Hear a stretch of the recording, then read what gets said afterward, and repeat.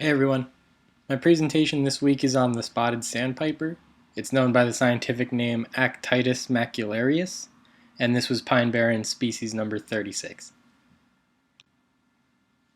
Alright, so the spotted sandpiper is a medium-sized shorebird. They tend to be solitary, and adults have an average length of 19 centimeters, a wingspan up to 38 centimeters, and an average weight of like 40 grams. Their bills are relatively thin, and their body tapers off into this like longish kind of tail. It's just their general body shape. And their plumage is dependent on their age and what time of year it is. Juveniles are brownish on their backs and on the sides of their breasts. They generally tend to be paler than adults, and they have yellow legs and dark bills. During colder months, when non-breeding season, adults lack the spots that give them their namesake, and they have similar plumage to juveniles, but they're darker, and their bills are more orange. And then when the breeding season starts, they'll start to get these pretty pronounced brown spots along their neck and on their breast. They kind of look like they're crouching a lot, and that like appearance is enhanced by their shorter legs and kind of like their short neck. Can see it in the non-breeding adult there. So spotted sandpipers have a pretty distinct flight pattern. They'll start with these like stiff, powerful wing bursts that'll get them going, and then they'll catch glides over water bodies and stuff like that. They're not great short distance flyers. They're better over long migratory flights. And they have these like characteristic white wing stripes that I pointed out in this top picture here.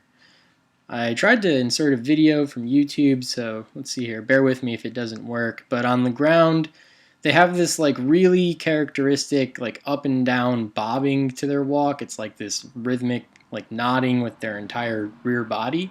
If you see it, it's usually a telltale sign that you're looking at a spotted sandpiper.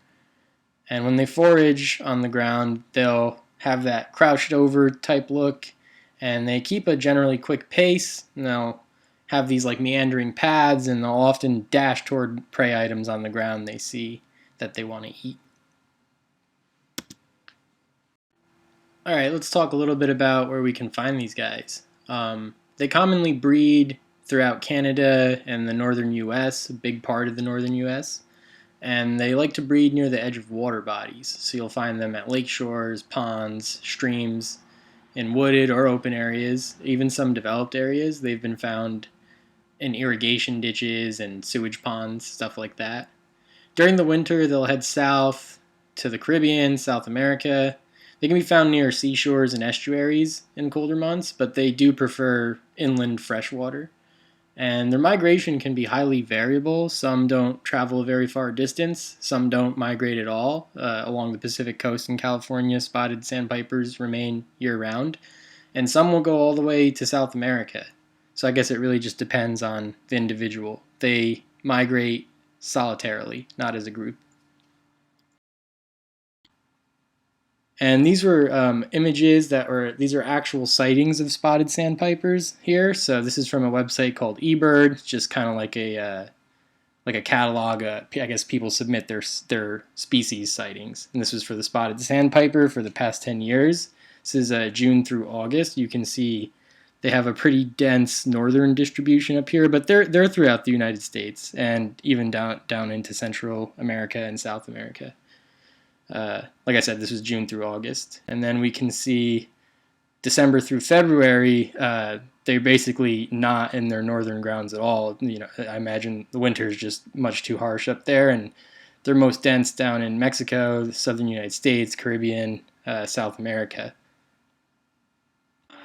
Alright, I tried to do something a little different here, and rather than just list what the spotted sandpiper eats and what eats it, I tried to animate a little food web here. So it'll prey on a range of insects, flies, midges, grasshoppers, and beetles and caterpillars. It eats worms, it eats small fish, it'll eat snails and other mollusks and crustaceans like small crabs. And in turn, it's the eggs and the chicks will be preyed on by deer mice, by minks, river otters, a range of birds like blackbirds and sparrows and gulls, and Adult spotted sandpipers will fall prey to weasels and to a range of raptors and falcons. All right, spotted sandpipers have a pretty interesting mating system. So females are the first migrants to arrive back north from their wintering grounds, and they're the ones that actually establish a breeding area before the males arrive. They're larger and more aggressive than males, and they actively defend their territory from intruding females. So this is an intrasexual competition. They're actually the sex that performs courtship displays, and it's an intricate sort of like flight dance with their wings wide open. It's pictured here on the left. It's a female doing her courtship display. And they have a polyandrous mating system. So a single female may mate with up to 5 males in a season. She'll lay up to 4 eggs at a time, and she can have up to 5 clutches per year with different mates.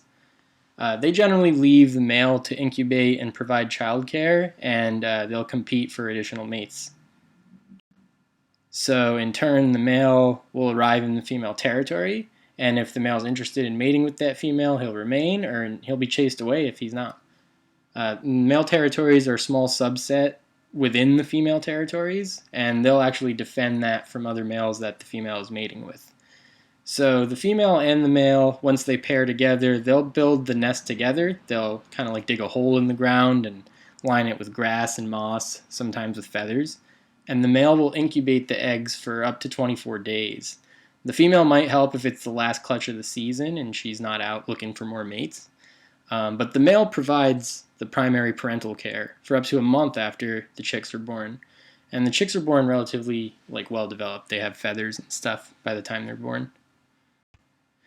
So you might be wondering why these gender role reversals in the spotted sandpiper. And so most sandpipers breed for farther north in the Arctic and subarctic regions, and that's a shorter breeding season. So they might be lucky if they get 1 clutch in per season. And there are also some physiological constraints on all sandpipers. A single egg can weigh up to 20% of the female's total body weight, so that kind of limits her to a maximum clutch of 4 eggs. So polyandry is a strategy that allows females to maximize their reproduction by investing energy into competing for more mates instead of investing into parental care. So because males arrive later than females, that creates a skewed sex ratio. As more males arrive, the population will become more even, but that falls again as males are effectively removed from the mating population to tend to incubating and childrearing. So that limits the effective population size, and some females are just outcompeted and they don't mate. So that leads to ratios becoming more skewed as the season progresses. It's not uncommon to have 8 females to 1 male. That creates even more female competition and further limits their effective population size. So you might have some serious overrepresentation of certain genes if a female is better able to mate than other females within the spotted sandpiper. So males tend to have more prolactin, which is a pituitary hormone that promotes parental care. And surprisingly, males can have up to 10 times the amount that females do. So females have less total testosterone, but their levels fluctuate in patterns similar to males of other closely related species. So I guess they, quote unquote, act like males. All right, and that's my presentation. Here are my sources. Hope everybody enjoyed. Have a good night, and I'll see you later.